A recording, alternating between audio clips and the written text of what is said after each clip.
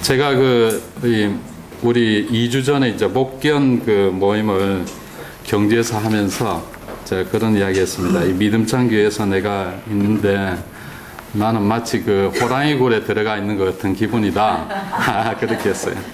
저는 그 안에 막 토끼처럼 뛰는 느낌이고, 사실 오늘 이 강단에서 말씀 전하기에 참으로 저는 부족한 사람에도 불구하고 이렇게 세워주셨습니다. 늘 떨리는 것은 어쩔 수 없는 것입니다.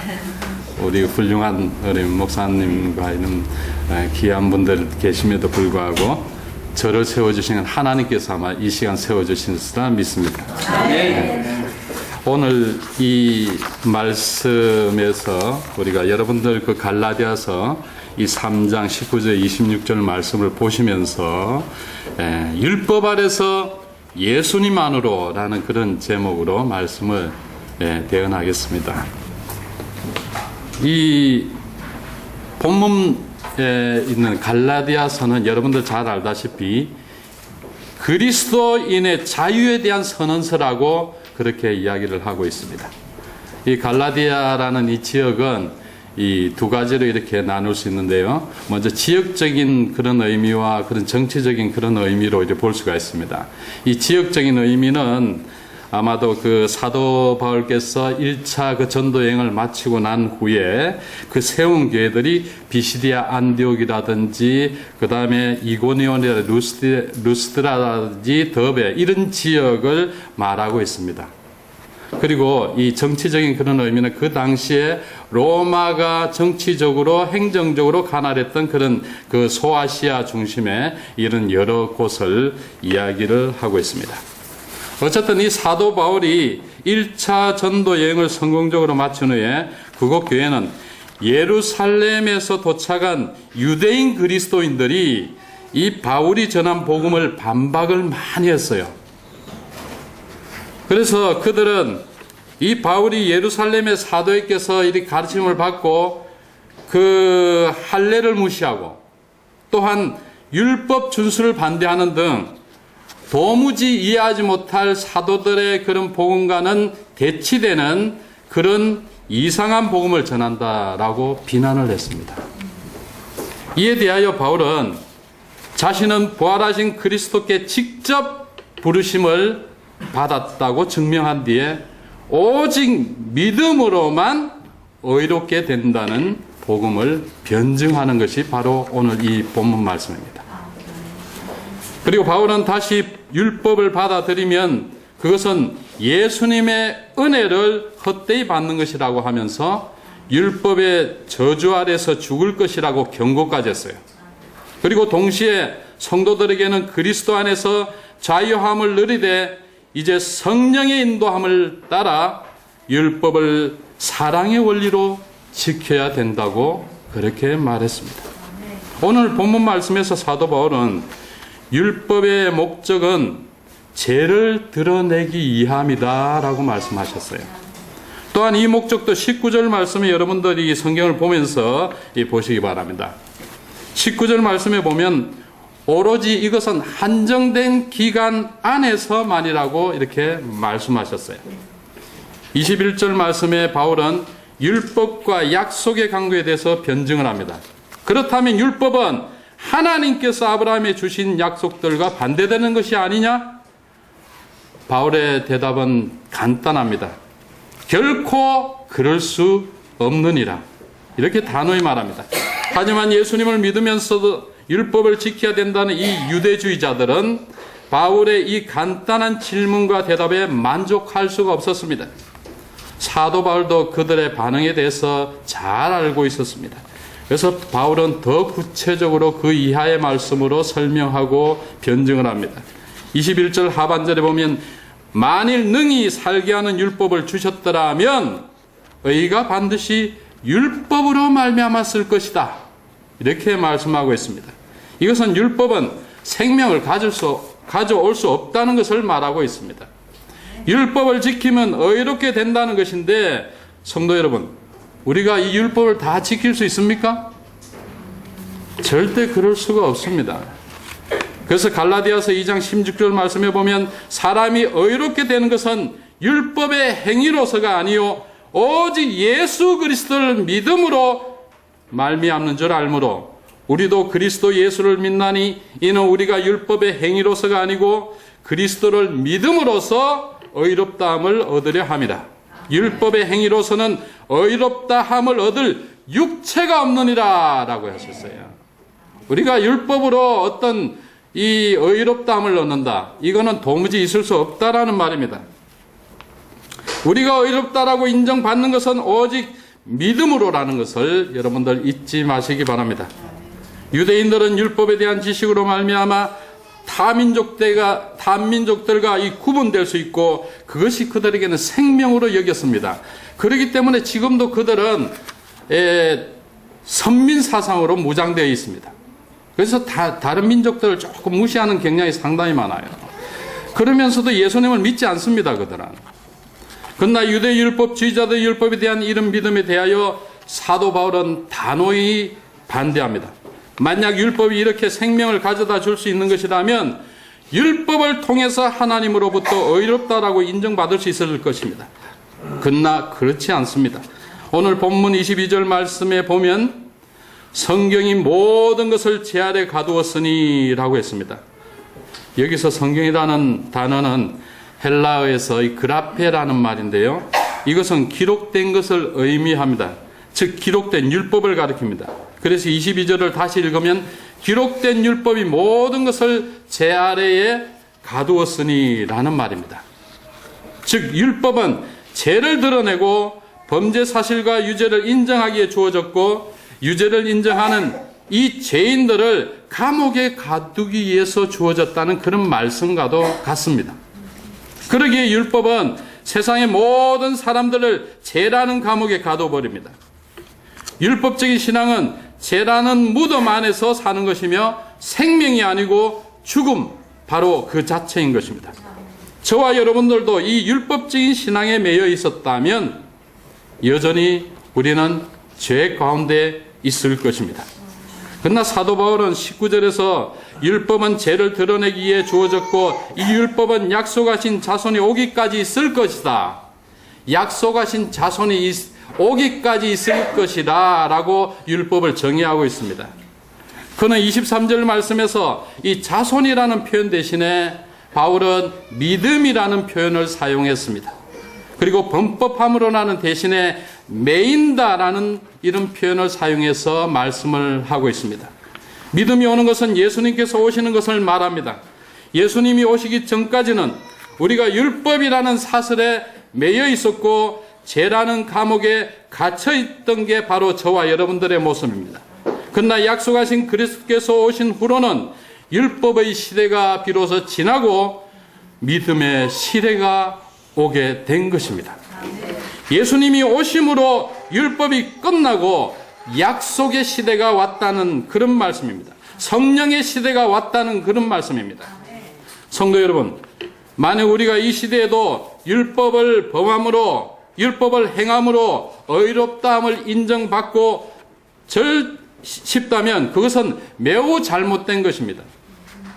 속된 말로 우리가 털어서 먼지 안 나는 사람이 있습니까? 아마 없을 것입니다. 우리가 일반적인 이 생활의 법, 세상의 법에서도 성도 여러분들은 아마 법을 잘 준수하고 지키는 줄 압니다. 제가 이 고속도로에 한번 다닐 때마다 제가 느끼는 것 중에 하나가 거기에는 100km 내지 110km가 제한 속도로 되어 있습니다. 그러나 저는 그것을 어떤 때는 아무것도 없을 때 무시하고 130km, 140km 달릴 때도 있습니다. 그러나 그 차에서 내비게이션에 그 친절한 아가씨의 도움으로 속도 측정기가 가까이 왔다고 알려줍니다. 그러면 얼른 브레이크를 잡습니다. 브레이크 속도를 딱 낮춰가지고 100에서 105km 막 이렇게 쫙 낮춰가지고 이렇게 가면 걸리지는 않습니다. 근데 이게 사실은 한두 번 아닙니다, 제가. 그럴 때마다 저는 마음에 좀 찔리곤 합니다. 그 지난 주간에 제가 이 반여동 쪽으로 이렇게 농수산물 시장 쪽으로 이렇게 갈 일이 있어서 그쪽으로 지나가는데 이 법은 제가 잘 지켜야 되겠다.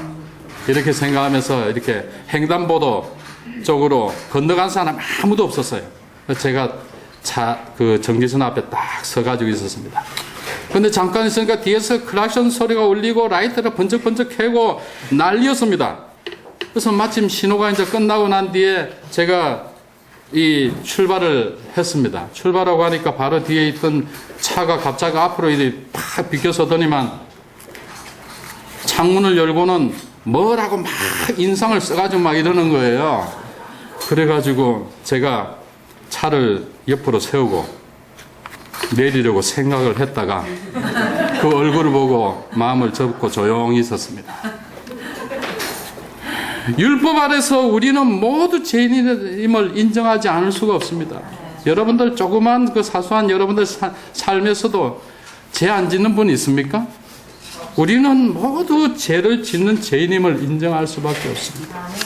참된 자유자의 신분을 소지하고 여전히 죄인으로서 감옥에 갇혀 살고 있는 것은 얼마나 비참한 것인 줄 알 수가 없습니다. 성도 여러분, 여러분들은 어디에 살고 있습니까? 여전히 율법 아래에 매여 종노릇을 하고 있습니까? 아니면 예수님의 복음 안에서 진실된 자유를 만끽하고 있습니까? 예수님 안에서 진실로 자유함을 누리시는 저와 여러분들이 되기를 바랍니다. 아멘. 두 번째로 오늘 본문 24절 말씀에 보면 율법은 우리를 그리스도께로 인도하는 초등교사가 되었다라고 말씀하고 있습니다. 이 초등교사에 대한 이 해석은 좀 여러 가지로 분분합니다. 개혁 성경에서는 이 초등교사를 몽학선생이라고 했어요. 몽이라는 말을 보니까 그 어린아이를 말을 하고 있습니다. 이것은 신약 성경에 기록된 게 헬라어인데 헬라어 이 원문을 보게 되면은 이게 파이다고고스라고 이렇게 번역되어 있습니다. 이 파이다고고스는 어린아이를 파이다라는 말은 어린아이를 뜻하고 고고스는 데리고 다니다라는 그런 뜻입니다. 그래서 이 파이다고고스는 아이를 학교에 데려다 주고 데리고 오고 하는 이런 사람을 말하는데 당시 로마층에 부유한 그 귀족층의 노예들이 그 일을 담당했습니다. 그리고는 그 아이들을 아주 기본적인 질서와 그 생활, 양식 이런 것을 아주 엄하게 지도했던 사람이 바로 이 파이다고고스, 이 몽학 선생으로 우리는 번역되고 있습니다. 여기서 중요한 것은 이 파이다고고스, 즉 초등교사 아래에 있던 사람이 아이가 성장하면 초등교사에서 벗어난다는 것입니다. 우리가 믿음으로 의롭다라고 인정되면 더 이상의 율법이라는 초등교사 아래에 있지 않습니다. 예수님을 통해서 믿음으로 의롭다라고 인정된 후에도 율법을 지킴으로 하나님 앞에서 의롭다라고 인정받으려고 한다면 우리는 여전히 영적인 어린아이라는 것입니다. 그러면 율법은 무엇일까요? 여러분들 잘 알다시피 율법은 왜 하나님께서 율법을 우리에게 주셨을까요? 그것은 우리에게 죄를 깨닫게 하기 위해서입니다. 얼마나 엄청난 우리가 하나님 앞에서 죄인인가 하는 것을 율법을 통해서 알 수 있습니다. 저는 예수님 믿기 전에 남에게 뭐 해코지하고 특별한 그런 건 없습니다. 뭐 공동으로 어쩌다 보면 그런 일이 있을 수는 있겠습니다만 좌우지간 그렇게 특별하게 그 죄를 지었다라고 생각하지 않았습니다. 내가 왜 죄인이야? 근데 성경에 보니까 저는 엄청난 죄인이더라고요. 말씀과 목사님 말씀을 들으면서 저는 정말 저 같은 죄인이 있을 수 있나 하는 것을 저는 많이 느꼈습니다. 그런데 세상 사람들이 보면 나는 아주 의롭게 살아, 죄 아니야, 그런 사람이 참 많습니다. 강큰 사람이 많아요. 그런데 그 사람들은 그 율법을 잘 모르기 때문에 우리가 그걸 이해를 해야 됩니다. 어쨌든 이 사도 바울은, 오늘 본문 말씀 기록한 사도 바울은 나는 이 죄수 중에 괴수다 하셨어요. 그래서 나는 더 엄청난 괴수라고 했습니다. 우리가 말씀을 읽고 말씀 속에 더 들어가면 들어갈수록 말씀을 읽고 말씀 속에 더 들어가면 들어갈수록 우리는 정말로 엄청난 죄인임을 고백하지 않을 수가 없습니다. 성도 여러분, 하나님께서 율법을 우리에게 주신 것은 우리를 예수님의 십자가 앞으로 인도하기 위함이라는 것을 믿으시기 바랍니다. 우리 모두는 그 무엇으로도 해결할 수 없는 엄청난 죄값, 이 죄값으로 우리는 죽을 수밖에 없습니다. 죄의 삭은 뭐라고 했습니까? 사망이라고 하셨잖아요. 죄로 인해서 저와 여러분도 죽습니다. 육신적으로 이 땅을 살다가 언젠간 죽지만 그 위에 심판의 날에 영 죽을 그 지옥으로 갈 것이냐, 아니면 영원한 하늘나라로 갈 것이냐, 두 개로 나누는 거예요. 그거는 우리 어디 가느냐? 죄로 인해서 이 죄 문제를 해결하지 못하면 영원한 지옥 형별에서 죽을 수밖에 없다는, 그곳에서는 더 이상 나올래야 나올 수 없고 더 이상 죽을래야 죽을 수 없는 그곳에서 영원한 그 지옥을 맛보면서 살아간다는 말이죠. 이거는 여러분들, 우리가 그냥 아이들 동화 속에서 나오는 것이 아니라 하나님의 말씀에 있는 내용입니다. 아멘. 여러분들 믿으시기 바랍니다. 아멘. 그러므로 저와 여러분들은 다시는 죄의 종으로 돌아가지 마시기 바랍니다. 아멘. 여러분들 많이 봤던 영화 중에 하나일 것입니다. 쇼생크 탈출이라는 그런 영화가 있었습니다. 젊은 은행가가 1947년에 자기 아내와 정부를 죽였다는 그 누명을 쓰고 종신형을 선고받고 이 감옥에서, 쇼생크 감옥에 갇혔다가 탈출한 실화를 소재로 해서 만든 영화입니다. 이 영화에서 브룩스 하들레는 10대 시절에 저지른 폭행죄 때문에 40년이라는 세월을 감옥에서 보내다가 가석방으로 이 감옥을 나와서 오랜 세월 동안 갈망하던 자유를 맛보기 시작합니다. 그는 당국의 배려로 어느 슈퍼마켓의 점원으로 일하게 됩니다. 근데 그는 화장실을 사용할 때마다 주인에게 가서 제가 화장실을 가도 됩니까? 이렇게 허락을 구하고 합니다. 주인은 브룩스의 그 질문을 이상하게 생각하면서 화장실에 가는 것은 자네가 내한테 허락받지 않아도 되네, 이렇게 수차례 말했습니다. 그럼에도 불구하고 이 브룩스의 그 습관은 바꾸질 못합니다. 화장실 갈 때마다 허락을 구하곤 합니다. 이것은 그의 사고와 감정과 그런 습관이 40년이라는 오랜 감옥 생활에서 굳어진 결과라고 볼 수 있습니다. 이렇게 새롭게 시작된 그의 그 자유생활은 어느덧 그에게는 두려움이 되고 말았습니다. 그는 철장비에 세워진 구조에 적응하면서 그 구조 안에서 성장하며 늙어갔기 때문이었습니다. 오히려 그는 감옥 안에서 살았던 삶이 더 안전한 삶으로 적응되어 있던 그였습니다. 감옥에서는 자기 스스로 무엇인가 결정해야 되는 수고를 할 필요가 없었습니다. 다른 누군가가 자기를 대신해서 생각해 주었습니다. 여러분들, 저와 여러분들 중에 군대 생활을 하신 분들 다 알죠? 제가 지금도 기억나는 게, 저는 논산으로 조교 출신이기 때문에 전체 차렷, 전체 앞으로 갓, 하나 둘, 뒤로 돌아 갓, 좌양 앞으로 갓, 우양 앞으로 갓, 앞으로 갓, 뒤로 돌아 갓, 한 서너 번 하면 왔다 갔다 막 엉망진창을 사방으로 막 이래 가요, 애들이. 그리고 제가 하는 말이 뭐냐면은, 이 녀석들 알맹이는 어디다 두고 작업복만 왔다 갔다 해, 이렇게 합니다. 그 군대에서 시키면 시킨 그 명령 그대로 따라하면 제일 편한 게 군대 생활입니다. 이 마찬가지로 이 감옥 안에서는 간수 또는 고참이 결정하고 명령하는 데 복종만 하면 그 자체가 안전한 삶인 것입니다. 뭐 더 이상 생각할 필요가 없는 게 그 감옥의 생활입니다. 그러나 그에게 감옥 밖의 생활은 감옥 생활보다도 더 두렵고 끔찍한 경험이 되었습니다. 그것은 바로 자유라는 것이었습니다. 이 자유는 그에게 곧 공포였습니다. 그 두려움을 건너지 못하게 된 이 브룩스는 당국에 자기의 그 가석방 조치를 취소해달라는 그런 그 청원을 여러 번 합니다. 그는 다시 감옥에 들어가고 싶었습니다. 그에게 감옥 밖의 삶은 감옥 안의 삶보다 더 위험했기 때문입니다. 그러나 그의 청혼은 모두 기각당하고 맙니다.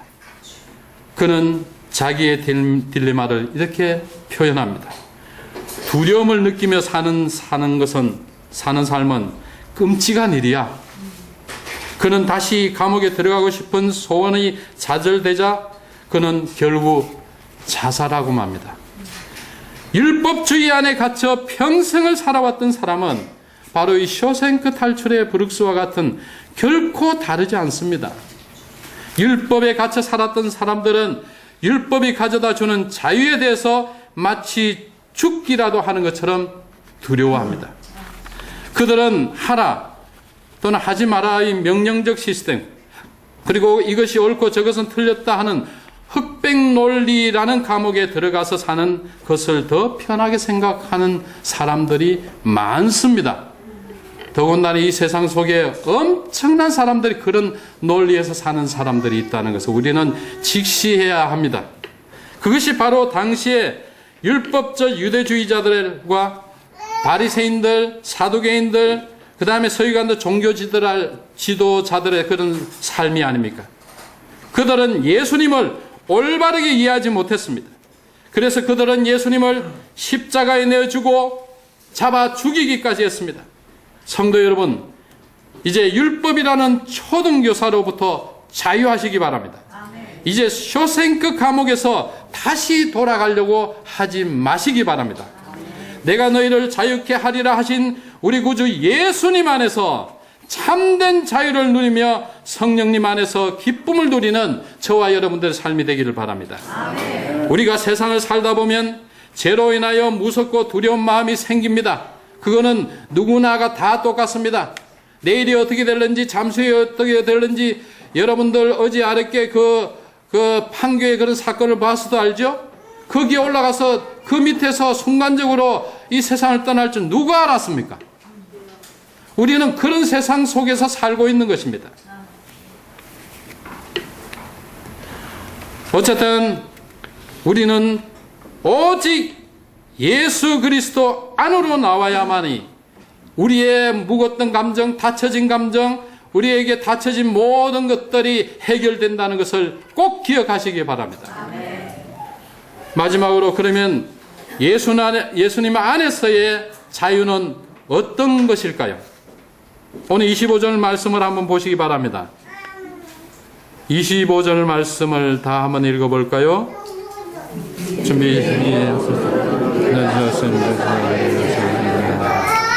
믿음이 오늘로는 우리가 초등교사 아래에 있지 아니하도다.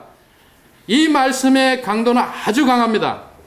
예수님이 오심으로 율법 시대는 지났다라는 것입니다. 예수님의 참된 빛이 오시니 율법의 어둠은 사라져 버리고 말았습니다. 율법은 범죄 행위를 지적하는 제한적인 목적이 있었으며 이 제한적인 목적도 예수님께서 오시기 전이라는 한정된 기간이라는 것을 바울은 강력하게 말하고 있습니다. 그러니까 예수님이 오시기 전까지는 율법이 유효했다. 그러나 주님이 오시고 난 후에는 이것이 아니다라는 것이죠. 믿음이 오는 후로는 약속하신 하나님의 아들 예수님께서 오신 후로부터 율법의 역할은 끝났다는 것입니다. 사도 바울은 선포합니다. 너희가 다 믿음으로 그리스도 예수 안에서 하나님의 아들이 되었다라고 말씀하고 있습니다. 여기서 하나님의 아들은 아주 중요한 개념인데요. 갈라디아서 4장 6절 말씀에 보면 너희가 아들임으로 하나님이 그 아들의 영을 우리 마음 가운데 보내사 아빠, 아버지라 부르게 하셨느니라. 사도 바울은 앞에서 우리가 아브라함의 약속을 믿음으로써 이 아브라함의 자녀가 된다라고 말했습니다. 여러분들 창세기 15장 5절 6절 말씀에 보면 믿음으로 의롭게 된다라고 선포하신 하나님 말씀을 아브라함을 통해서 약속으로 주셨어요. 하나님의 아들의 딸과 된다는 것은 아주 특별한 약속입니다. 그러나 율법으로는 하나님과 친밀한 가족의 관계를 맺을 수가 없습니다. 우리가 율법을 지키면 지킬수록 우리가 우리 속에서의 자신의 법을 어떻게 하나님의 법을 하나님의 율법을 지키면 지킬수록 하나님은 지존하신 절대자로서 그리고 엄청 두려운 분으로서, 그러면서 아주 멀리 계시는 분으로서, 매우 엄격한 분으로서 율법 안에서 하나님을 맞이할 수 있습니다. 이렇듯 율법은 아들과 딸의 그 자랑과 기쁨보다 오히려 노예와 수치와 좌절과 죄를 경험하게 됩니다. 왜냐하면 우리 인간은 늘 미완성이고 완벽해지지 않고 여전히 죄 가운데 저와 여러분들은 있기 때문입니다. 우리의 삶은 죄 가운데서 산다고 해도 과언이 아닙니다. 그러나 오직 예수 그리스도를 믿음으로 말미암아 하나님 안에서, 즉 엔 그리스도, 제가 신학교 다닐 때에 제가 참 존경하던 그 목사님이 한 분 계셨는데, 그 김치영 목사님이라는 분입니다. 이분이 바울 신학을 강의하면서 1시간 동안 강의에 엔 그리스도라는 말을 한 100번 이상 하십니다. 거저 전부 다 엔 그리스도입니다. 그 엔 그리스도는 저 머리에서 콱 박혀 있어요. 엔 그리스도가 뭡니까? 예수님 안에, 따라하십시다. 예수님 안에, 예수님 안에, 예수님 안에서 즐겁고 기쁘게, 그리고 자랑스럽게 자유롭게 살아갈 수 있음을 믿으시기 바랍니다. 아멘. 그러면 하나님께서 주신 율법에서도 늘 자유하며 살게 될 것입니다. 이번 한 주도 구주 예수님 안에서 우리같이 부족하고 연약한 것들을 믿음 하나 보시고, 너는 나의 아들이다, 나의 딸이다 하시며 자녀 삼아주신 주님께 감사하며 살아가는 저와 여러분들이 다 되시기를 바랍니다. 아멘. 기도하시겠습니다. 하나님